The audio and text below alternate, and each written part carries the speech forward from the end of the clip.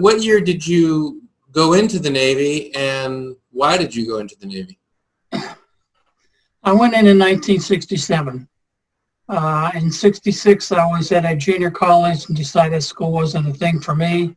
Yeah. And rather than sit around and wait for the Army and the Marines to grab me, I went down between classes and signed up for the Navy. Yeah. Okay. And so why the Navy? Why not the Air Force? Why not the Marine Corps? You had kind of indicated you didn't want to go the Army route, but why not? Why the Navy? Why not Marines? Why not Air Force? My dad had served in the Navy, and although I didn't get a lot of stories from him, he served in a cruiser in World War II. It seemed like that was the route that I wanted to go. It would have either been that or the Air Force. What was your job in the Navy? I was a storekeeper, which basically meant depending on where you were is what the job they assigned to you. But when I was on a ship, my job was I was in charge of the ship's budget. So I maintained all the departments in a ship's money and moved money around to make it look like people had some and took some from who had too much. Kind of like politics. So sort of the ship's accountant then. Yes. Where were you when you joined the Navy? In Pittsburgh. So, and then you went in the Navy in August of '67. Of course, the Tet Offensive is still to come, and the toughest year of combat in terms of casualties is still to come. But things were heating up in '67 in terms of course, the conflict itself, but also protests and things like that. And you said you're at a junior college. To what extent was that going on around you, sort of the political ferment around the war? There really wasn't a lot of that in Pittsburgh. For the most part, especially the people that I grew up with, they all supported it. I had several friends that decided to wait for the draft and got in the Army. Several of them we had some, I'll call them friends. They weren't close friends, but they were in the Marines that got killed. So all of a sudden there was a big run to go sign up for the Marines and, do their thing over there. So. Yeah. So in your circle, basically there was support for the war. And at the college you were at in Pittsburgh, there wasn't much of the kind of ferment that you would see certainly on the West Coast and a bit on the East Coast as well. Yeah, no, it was pretty much they supported the war in the school I was at. Yeah. Robert Morris Junior College, which is now Robert Morris University. Yeah. So I didn't have to do any of that, walking through the gauntlet of people protesting. And let me jump ahead. You go in '67, so I take it that means you get out in '71. That's correct. The war is still going on in '71. The numbers have dropped quite a bit, but still the U.S. is in the war in '71. Did you, when you came back stateside, did you face any of that stuff then? No. When I came home, it was in March of '71, and I got off the plane. At that time, Admiral Zumwalt was in charge of the Navy over there. Right. And he slackened a lot of the rules. So when I come home, I already had long hair and I had a beard. I got off the plane in my dress whites, went into the men's room and changed into my blue jeans and, my civilian garb and walked out the airport. But even at that, there was nothing at the airport that I saw. There was none of the stuff that a lot of the other guys had to go through, the spitting and baby killer yelling and all that stuff. So you didn't have to deal with that. No, you describing that, being in your dress whites and then going to the restroom and changing into your civvies, into your civilian clothes. I was peacetime Navy, and we did the same thing. We were told, you have to stay in your dress whites on liberty. Yeah. And then we'd leave base in dress whites and switch into civilian clothes. and the major reason is we just didn't want to wear our dress whites when we were out on liberty. Yeah. Is that all it was for you, or was there also that bit that if I'm in uniform, maybe there could be a problem? Well, I guess it was the maybe it could be, so I decided I just didn't want to deal with it. I just, Yeah, yeah. When you joined the Navy in '67, I mean, you've already indicated that, this was a calculated thing. You had a sense of, I mean, the vague sense that a civilian can have of combat and all that, and this is for real, and I don't want to be in the jungle. When you joined the Navy, did you just assume that, one way or another you would be involved in Vietnam? I tried it in every which way I could not to go over there. Really? Oh. Yeah. I was first stationed in Florida, in Pensacola, Florida, and I tried to get attached to the Blue Angels down there. There was an opening for my rate, but I didn't get in there, and they sent me to Iceland. So from Iceland, Wow. I tried to go to the Antarctic, because there it was an 18-month tour. It was 6 months there, 6 months in Australia, and another 6 months back there again. Didn't get that. Tried to go submarine duty, and didn't get that because my teeth. And I ended up getting orders from Iceland to Vietnam, but attached to a hospital ship. A hospital ship? Yeah, the USS Hope. But when I got to California for firefighting school, they told me my orders were changed, and I was going to Vietnam to the Krishna, which was the riverboat repair ship. The USS Krishna, and we'll talk about that. I want to hear about Iceland a little bit. I don't think I've ever met anybody who is stationed in Iceland. I know that I know in World War II we had forces in Iceland, and what was there? Did the U.S. actually have a Navy base in Iceland at that time? I'd never. We had, yeah, we had a naval base. It was Naval Air Station, and there was also an outlet, Air Force. It was Rockville.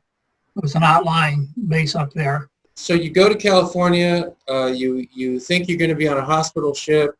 You're told actually you're going to be on this. It's a repair ship. Patrol boat repair ship, was that basically? Well, we repaired all the riverboats. The PBRs, yeah. Okay, yeah. so riverboat repair ship. And did you join the Krishna in California then? No, I joined it in Vietnam. Okay. They flew me into Saigon, Tonsanut Air Base. Yeah. You stayed at the Annapolis Hotel, which was a transit barracks there. Yeah. And I was there for, I think, 2 days. And then they fly you out by helicopter out of the ship. And you land on a barge that's attached to the ship. Then you were home. And that was your place. What was your first memory of Saigon?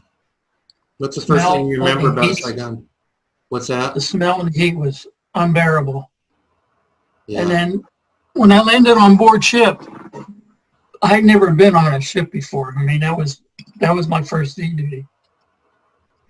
And when I landed on there, I'm thinking, how can I stand this smell? Because all you can smell is diesel fuel. Mm. Mm-hmm. But after you're there for a while, you don't smell it anymore. But if I smell it now, it takes me back. That smell brings you back, yeah. I've heard that before. So you get off the plane in Saigon and you're hit with that thick, hot, humid air. And then the smell, is that the fish sauce and things that Yeah. I mentioned? Saigon, they had street vendors everywhere. Everybody was cooking fish and what did they call that? Fish sauce. There was a name for it, but I can't remember what it. Yeah. Where was your ship anchored when you went to it? We were anchored about 5 miles off shore. We were next to Antoy. You could see the island, but you couldn't go there. It wasn't far? Pardon me? I'm sorry. Is that far southern Vietnam then? Yeah. Okay. And Antoy, I found out much later after I was home that Antoy was actually where the Americans took some of the POWs, the Viet Cong. That's where the Viet Cong kept some of the POWs. No, that's what the Americans took, the Viet Cong POWs. Oh, I see. Okay. Yeah. Oh, wow. So how long would the Krishna stay? Because I know there's an incident that we'll talk about that takes place in July of 1970. So was the Krishna, off the coast of Vietnam for a few months and then out and then back? Was it a back and forth sort of thing, or was the ship just there on duty the whole time? We were anchored there. We were anchored there when I got there. And we were anchored there until July when they sent us up the river. So it was a permanent anchor. So the boats would come out to us, would lift them up on the barges and fix them up and then send them back up the rivers again. So, I mean, I've served in the Navy myself, it's peacetime though, but, so, I mean, what kind of liberty do you get? I'm just thinking about being stuck on that ship for months. I mean, how often do you get off the ship and where do you go? You were in Vietnam, so you still had your R&R to go to, but there was no liberty as you knew it.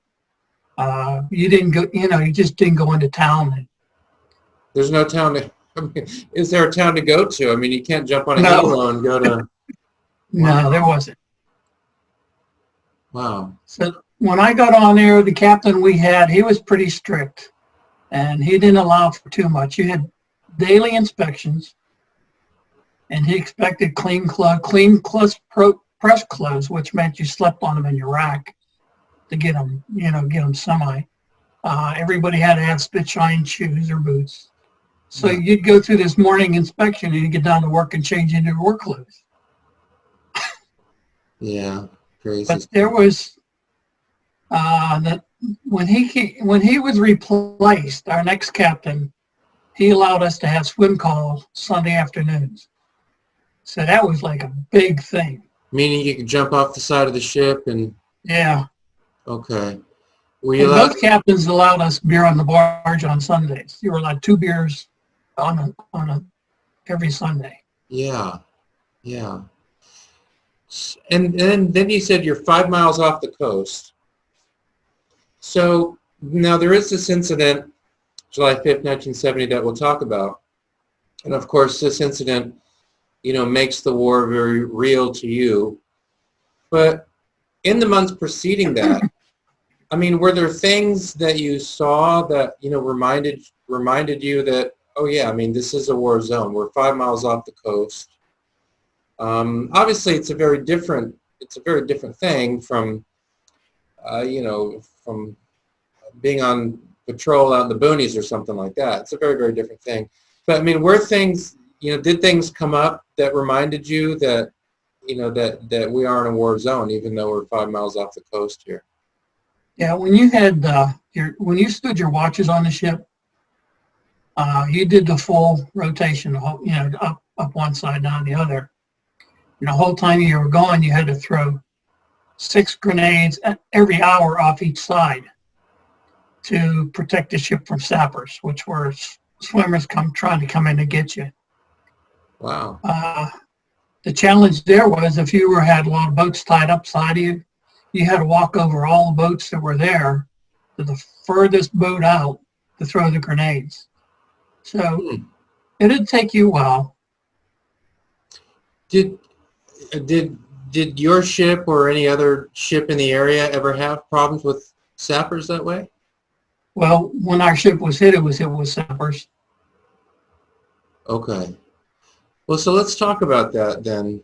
So July 5, in your experience in Vietnam, I mean, July 5, 1970 is a sort of I guess probably the major event of your time in country. So just walk us through that. What were you doing before the incident of July 5th, and then the incident, and then the immediate aftermath? What was going on? Well, first, what about what time of day? 10 o'clock at night. It was 9 o'clock at night. Okay. 10 o'clock. Oh, 10 o'clock at night. Yeah. So 9 o'clock that night, what were you doing? I was sitting at my desk writing letters home. Okay. And a guy walked in, one of the guys from one of the mechanics who were working on the boats, came in and asked me for some batteries for his flashlights.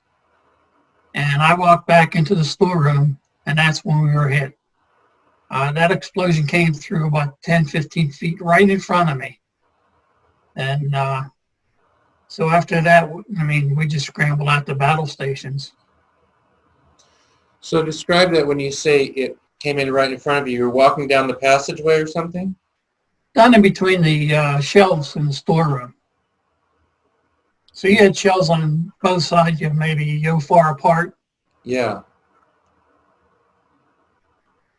And so there was an explosion in front of you then? Things went flying? Yes. Or? Wow. Obviously it's a long time ago, but do you remember what your first thought was? Yeah, get out of there. Because right after the explosion came through, the water was rushing through right behind it. The explosion hit below and above the water line. So all that water was rushing through. And what deck were you on? This would have been, I guess, 2 decks down. You were 2 decks below the water line? No, 2 decks down from the main line. Oh, from the main deck. Yeah. Did you see the water coming in? Yes. I mean, did the water coming in, I mean, was it something that you had to get through the water itself? Like, was the water beginning to come up around you, or is it something that you saw? No. When we were hit and that water started coming in, I just ran right out of the storeroom. Now, we didn't have any lockdown doors down there where, that area. Yeah. So it wasn't like you could go and close the door and do the dog hatches and keep the water on the other side. It was just coming through. And it came through underneath the sick bay and underneath the mechanics area, sleeping compartment. Yeah. We were lucky that there was the Good, the Bad, and the Ugly was playing that night. So almost everybody was up on deck watching the movie. We just watched it. Yeah. And that's why I was writing the letters. Yeah, so that movie was playing, so the folks watching that. So obviously General Quarters is sounded, and I've heard there's a recording. I think you posted it actually. Yes. I think an officer was making a cassette recording for family. Yeah. And supply officer was sending a poem to his wife. Yeah, and then you can hear sort of a staticky sound in the background, and then General Quarters is called. Yeah. So describe kind of the immediate aftermath, sort of the first 5-10 minutes following that event. And it was a mine, right? Yes. Now, was it a mine that someone attached to the ship, or was it a mine that the ship that was in the water and the ship hit it?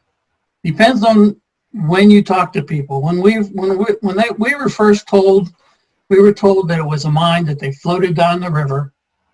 And it had a magnetic attachment, and that's supposedly what we were hearing in that tape. But a few days later, we found out that there were 2 dead sappers that they found right in that area. So they then assumed that the sappers attached the mine to the ship. And what river? Do you remember what river you were going up? Wasik. Okay. Wasik River.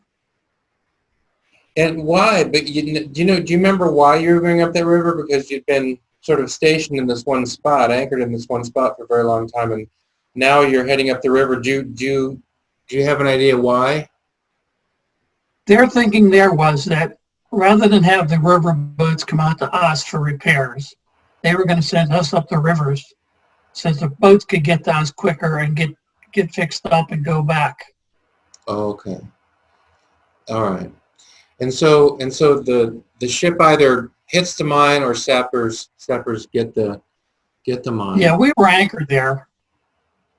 You were anchored at that time. Yeah, we anchored, I think it was like 6 o'clock at night. We anchored, set anchor. Yeah. Now, my understanding is that there was one killed in action. Is that right? Lenny Burroff, if I have that name right. That's correct. And he was killed by flying debris, if I understand correctly. The ship's ladder that you went down to get down to the barges, it's right where the mine hit and ripped the ladder off and went right through his chest. Oh gosh. Did you know him? No, You didn't know him. Yeah. As far as you know, were there other wounded? Was that the one casualty of this incident? that was it. Nobody else was. I said everybody else was up on the main deck watching the movie, so nobody was. Right. And So obviously the ship, needs its own repair now. This is a repair ship, but it needs its own repairs. And my understanding is then the ship makes its way to Saigon. Is that right? that's correct. They had to put us on a list so that the divers could get on and they could work on that hole. And they would, they listed us, I think it was like 20 degrees, so they could get down there and patch the hole to get us out of the rivers the next day. Yeah. Meaning they had the ship leaning over 20 degrees so that they could get out the hole a bit. Yes. Yeah. How long were you in Saigon? So the ship goes to Saigon to dry dock in Saigon. How long were you in Saigon? We were there for a few months. So, how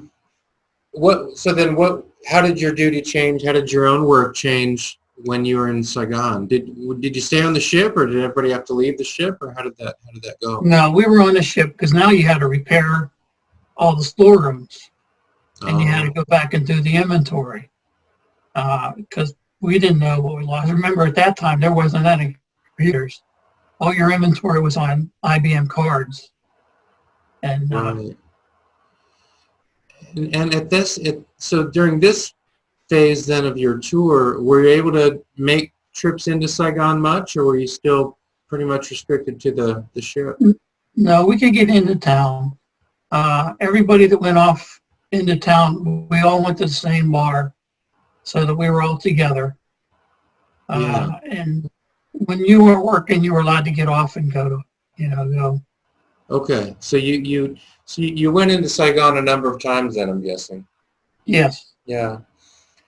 So here we are. We're in the the summer of 1970. So the Tet Offensive is well behind us. That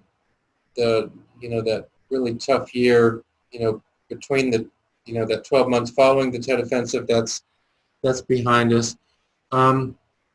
And the process of Vietnamization is underway by, I think it's underway by the summer of 1970. What memories do you have of Saigon at that time? Boy, I enjoyed Saigon. I mean, you knew that it was a war zone, but at that point in time, you were just thinking, boy, I made it out through this. I'm not going to have any more problems here. I'm living my life, typical teenager, early 20s mentality. Yeah. Yeah. When you went out, did you go out armed? No. Okay. No, we weren't allowed to carry any arms off. Yeah. I'm imagining you were required to be with at least one other person? There were no requirements, but you usually went out on a group. Really? So you could go out by yourself if you wanted? Yeah. Really? So when did the Krishna then leave Vietnam? If I have it right, what the ship really needed wasn't available in the Saigon dry dock, and so the decision was made to send it on to Sasebo, Japan. Is that right? That's correct. Okay. We had two propellers, and one of the shafts was bent, and it would turn, but it was very, very noisy and very slow. When you look back now, it's hard to believe we're 50 years down the road from these things we're talking about. It's hard to believe. But when you look back, what does that whole thing mean to you? Not necessarily your personal enlistment, although I guess that's part of it, but just that the Vietnam conflict. Obviously, your experience is very different, and you talk to different veterans, and they have different experiences. And Yeah. and as I was thinking about your case, this a repair ship, anchored off the coast of Vietnam, repairing, riverboats. I'm just reminded of what a complex situation that was, because we think of the Vietnam War, and then in our mind we have the images of the jets, the fighter jets. We have the images of the Hueys. We have the images of the Chinooks. We have the images of the guys on patrol. But to support all of that just takes an incredibly complex machine, and part of that complex machine is a repair ship that has to repair the boats that are closer to the front lines, and all of it works together. When you look back on the Vietnam conflict, on your experiences, what you saw in Saigon, etc., what does that whole thing mean to you now as you look back on it? Well, I was glad I went, and I was glad I went to Vietnam because I can say I was there. What I've discovered, almost everybody that served over there now, what we have discovered is that we were lied to. We were never allowed to win that war. The government they just didn't want to do that. They, I guess maybe that doesn't make sense to everybody, but hands were tied. Like going into Cambodia, they were allowed to go to so far, and then they weren't allowed to go any further. They're chasing the enemy and say, no, hold up, you can't chase them anymore. And like the night we were hit, we were hit on the port side. And my battle station was on the starboard side. And we were told we were not allowed to fire. And the captain says, the ones that were on the port side, they says, go ahead, open fire. And they opened up with everything they had. We had helicopters flying over with Agent Orange. Things were green that night. Things were brown the next morning. Oh, in case the sappers were hiding in the grass or something? And then the next morning we were towed out. And all of a sudden one of the swift boats ran up and beached their boat right on the shore. And they took off running. And they were firing. They found a Viet Cong ambush that was set up for us. Really? So yeah, like I said, I guess maybe if I'd have seen a lot of people being killed over there, it might have been a little bit different. The guy that died, I never saw. He was hit on the port side. I was over on the starboard side. So it was a completely different experience for me. But I'm glad I went into the service. Glad I went into the Navy. I'm glad I got to go to Vietnam. Yeah. So I just want to make sure I have this one story right then. So the day after the mine incident, then a U.S. Navy swift boat comes down and beaches right in front of the Krishna. Yes. And then the swift boat guys jump off on the land, and then they go after some Viet Cong. Yeah, they were a different breed. Yeah, and this is something you saw? You saw this? Yes. Unfold? Yeah. Wow. Did a firefight ensue, or how did that unfold? No, I guess they fired something in their rockets or something to take them out, but there wasn't much. There was a real short fight. Yeah. If I could put you in front of my students for a few minutes and said, you're free to say whatever you want. What do you think young people today should know about the conflict in Vietnam? Well, one, the big thing now is Agent Orange. Yeah. I mean, I have had cancer. I'm recovered from cancer from Agent Orange. And I now have heart issues. I have battery-operated heart right now because of Agent Orange. I don't think anybody, I asked my grandson the other day, I said, tell me about Agent Orange. He said, I don't know what that is, pal. Now, he's 13 years old. I would have thought by now some of these kids would have known what Agent Orange is and what it's doing. I mean, there's 58,000 names on that wall, but there's a lot of people dying as a result of that war yet. So, I mean, I was actually thinking of asking about Agent Orange, but then I thought, oh, well, I mean, in his circumstances, he was anchored off the coast, so Agent Orange wouldn't be an issue, although you did just mention that you had I guess it was a helo or a plane that came over and put Agent Orange. Yeah. And do the health problems you have now, do they go back to that Yes. That moment? Because some of the Agent Orange then came over the ship as well? That's what they're assuming. If you served in country, even if you only stepped in off the airplane in Saigon, and that's the only time you ever were in country, you still qualify. They have presumptive diseases, most of your cancers, most of your heart problems. Yeah.